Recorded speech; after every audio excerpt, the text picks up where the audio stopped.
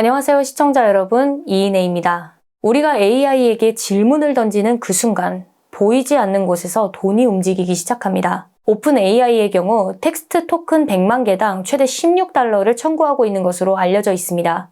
그리고 그 비용에 대해 우리가 직접 지불하고 있습니다. 그런데 지금 세계에서 가장 스마트한 기업들이 조용히 이 판을 뒤집으려 하고 있습니다. AI가 스스로 지갑을 열고 스스로 결제하고 스스로 다음 AI를 고용하는 세상을 만들려고 하고 있습니다. 문제는 이런 기술 변화와 더불어 지불되는 돈의 단위 기준을 달러 스테이블 코인으로 대체할 흐름이 보인다는 것입니다. 지금 세계는 흔들리고 있습니다. 트럼프가 촉발한 다극 체제의 재편, 페트로달러의 위상 약화, 미국 경제의 구조적 변화, 이 모든 흐름 속에서 결제 시스템의 변화는 단순한 혁신이 아닙니다. 누가 돈의 표준을 쥐느냐가 다음 세계 패권을 결정하기 때문입니다. 2025년 9월 클라우드 플레어가 선언했습니다. AI 에이전트가 주도하는 에이전틱 웹 환경을 위해 미국 달러에 1대1로 연동된 스테이블 코인 넷 달러를 도입하겠다고 밝혔습니다. 항공편 예약, 식품 주문, 일정 관리 같은 작업을 AI 에이전트가 자율적으로 처리하는 시대가 왔고 기존 금융 시스템도 이에 맞게 진화해야 한다는 논리였습니다. 같은 시기 구글도 움직였습니다. 구글은 코인베이스와 손잡고 스테이블 코인을 지원하는 오픈소스 AI 결제 프로토콜을 공개하기도 했습니다. 그리고 구글 클라우드는 솔라나 재단과 함께 Pay.sh를 출시했습니다. AI 에이전트가 구글의 제미나이, 빅쿼리, 벌텍스 AI와 같은 서비스를 스테이블 코인으로 직접 결제하는 구조인 것입니다. 계정 가입도, API 키 관리도 사람의 개입도 없게 된 것입니다. 이 흐름의 기반이 된 건 X402 프로토콜입니다. 30년간 사용되지 않던 HTTP 상태 코드 402, 페이먼트 리콰이어드를 부활시킨 이 표준에 구글, AWS, 마이크로소프트, 스트라이프, 비자, 마스터카드가 합류했습니다. 그리고 한국의 카카오페이도 이름을 올렸습니다. AI가 API를 호출할 때마다 자동으로 달러 스테이블 코인으로 결제하는 세상이 열린 것이라 할 수 있습니다. 빅테크의 움직임을 미국 정부가 법으로 굳혔습니다. 2025년 7월 17일 미국 하원은 이른바 크립토 3법을 일괄 통과시켰습니다. 새 법안은 각각 따로 작동하는 것처럼 보이지만 실제로는 하나의 전략적 패키지라 할 수 있습니다. 첫 번째는 지니어스 액트입니다. 새 법 중 유일하게 트럼프 대통령이 2025년 7월 18일 서명에 발효됐습니다. 상원 68대 30, 하원 308대 122의 압도적 찬성이었습니다. 핵심은 간단한 것입니다. 달러 스테이블 코인을 발행하려면 같은 금액의 현금이나 미국 국채를 1대1로 보유해야 하고 허가받은 금융기관만 발행할 수 있다는 것입니다. 트럼프 행정부의 팩트시트는 스테이블 코인이 세계 기축통화로서 미국 달러의 지속적인 글로벌 지배력을 보장하는 데 중요한 역할을 할 것이라고 명시했습니다. 전 세계 법정화폐 기반 스테이블 코인의 90% 이상이 이미 달러에 연동돼 있는 실정입니다. 스테이블 코인은 트럼프의 새로운 금융 무기인 셈입니다. 두 번째는 클래리티 액트입니다. 하원에서 294대 134로 통과했고 현재 상원 심의 중입니다.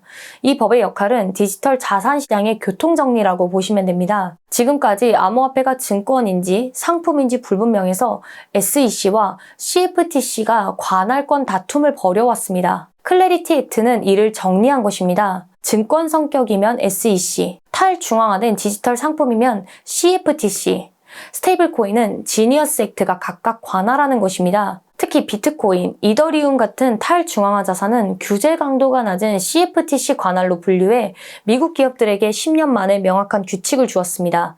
외국 기업이 미국 시장에 진입하려면 이 기준을 따라야 한다는 점에서 미국이 글로벌 디지털 자산 규제의 표준을 선점하는 의미도 있는 것입니다. 세 번째는 반 CBDC법, 안티 CBDC 서벨리언스 스테이트 액트입니다.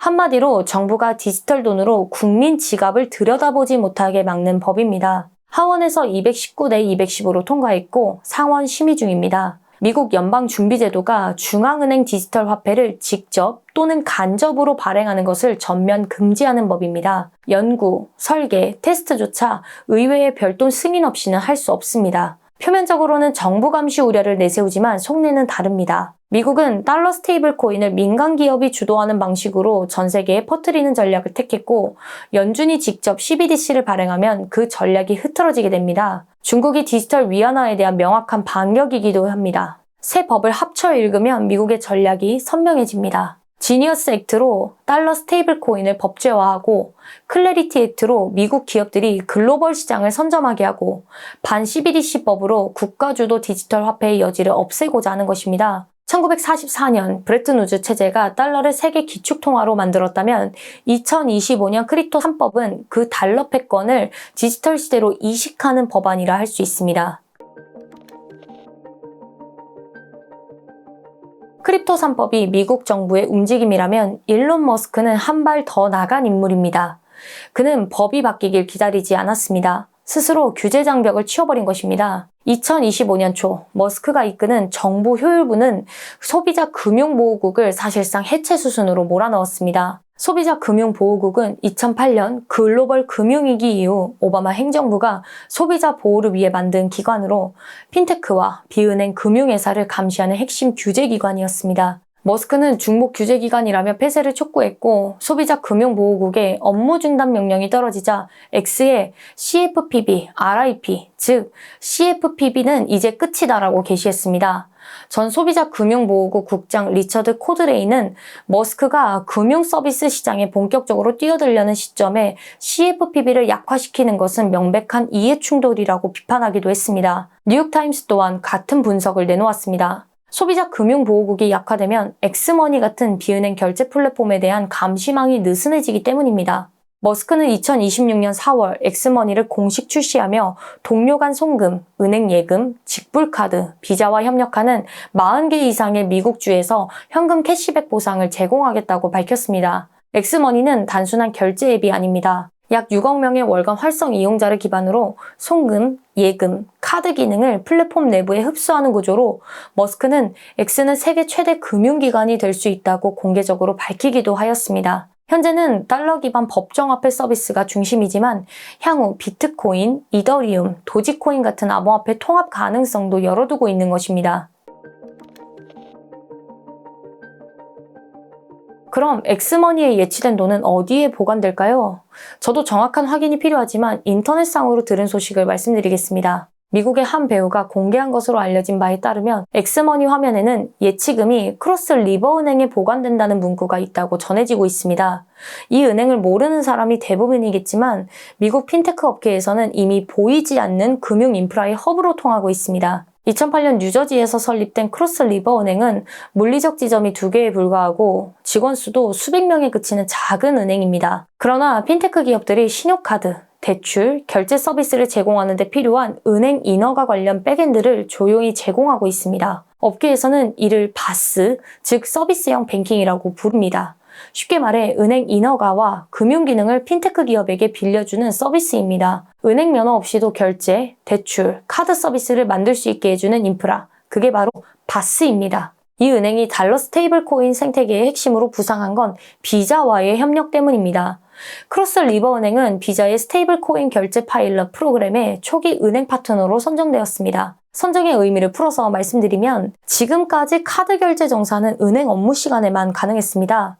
주말이나 공휴일엔 돈이 묶였죠. 그런데 솔라나 블록체인과 달러 스테이블 코인을 이용하면 365일, 24시간 끊김없이 정산이 됩니다. 은행 문이 닫혀도 돈은 움직일 수 있게 된 겁니다. 전통 은행 시스템은 주말과 공휴일에 결제가 멈추는 데 반해 스테이블 코인 정산은 이 장벽을 없애게 되는 것입니다. 크로스 리버 은행은 자체 실시간 뱅킹 코어 시스템의 스테이블 코인 결제를 직접 통합해 법정화폐와 스테이블 코인이 하나의 시스템에서 함께 흐르도록 설계했습니다. 핀테크, 기업, 암호화폐 네이티브 플레이어 모두에게 규제 준수 인프라를 제공하는 것입니다. 달러와 스테이블 코인 사이의 환전소이자 고속도로 역할을 하는 셈입니다. 크로스 리버 은행에 따르면 연간 스테이블 코인 거래량이 20조 달러를 넘어선 지금 이 보이지 않는 배관의 가치는 점점 커지고 있는 실정입니다. 그러나 논란도 있습니다. 미국 상원의원 엘리자베스 워런은 크로스 리버 은행이 2023년 연방예금보험공사로부터 공정대출 관련 제재를 받았고 2018년에도 불공정, 기만적 관행으로 제재를 받은 전력이 있다고 지적했습니다. 엑스머니와의 협력을 두고 금융 소비자 보호 우려가 제기된 이유이기도 합니다. 머스크의 전략은 하나의 흐름으로 연결됩니다. 정부 효율부로 소비자 금융보호국을 무력화해 핀테크 감시망을 느슨하게 만들고 크로스 리버 은행을 파트너로 삼아 규제 인프라를 확보하고 6억 명의 X 이용자를 금융 플랫폼으로 끌어들일 심산인 것입니다. 규제를 피하는 게 아니라 규제 자체를 재편하는 방식인 것입니다. 전례가 없는 모델입니다.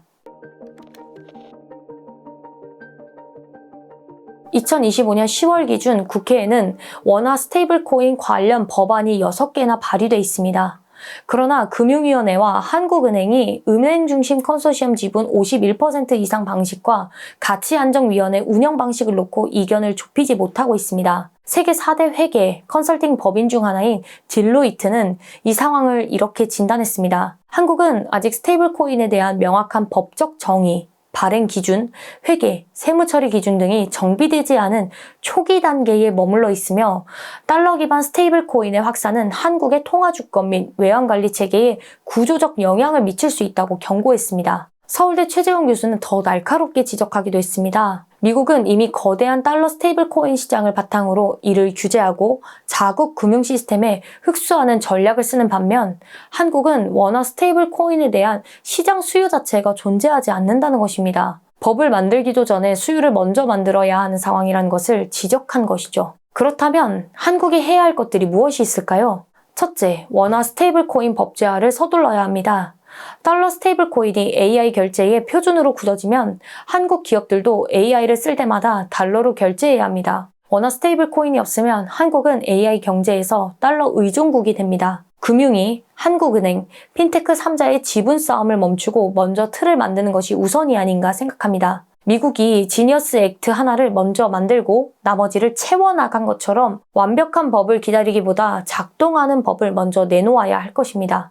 둘째, X402와 같은 AI 결제 표준에 적극 참여해야 합니다. 카카오페이가 X402 프로토콜에 구글, 비자, 마스터카드와 어깨를 나란히 한 건 의미 있는 신호입니다. 그러나 이것이 정부 전략으로 이어지지 않으면 민간 기업 한 곳의 참여에 그치게 됩니다. AI 결제 인프라의 표준을 누가 만드느냐가 곧 AI 경제의 통행료 수치권입니다. 크로스 리버 은행이 비자, 엑스머니, 스테이블코인 생태계의 핀테크 인프라로 자리 잡은 것처럼 한국도 이 표준 생태계 안에서 자국 기업이 인프라 역할을 할 수 있는 구조를 만들어야 합니다. 셋째, 통화 주권 방어 전략을 갖춰야 합니다. 달러 기반 스테이블 코인 시장이 확대되면 한국의 통화 주권과 통화 정책 유효성이 약화될 것은 자명합니다. 원화 스테이블 코인이 국내 AI 서비스와 결제 시스템에 먼저 뿌리를 내려야 달러 스테이블 코인이 원화를 대체하는 최악의 시나리오를 막을 수 있다고 생각합니다. 머스크가 소비자 금융보호국을 해체하고 금융 규제 지형을 바꿔버린 것처럼 강대국의 민간 기업 하나가 금융 질서를 뒤흔들 수 있는 시대입니다. 한국이 수동적으로 대응한다면 나중엔 남이 설계한 금융 인프라 위에서 원화를 돌리는 처지가 될 것입니다. 마지막으로 개인적인 제안입니다.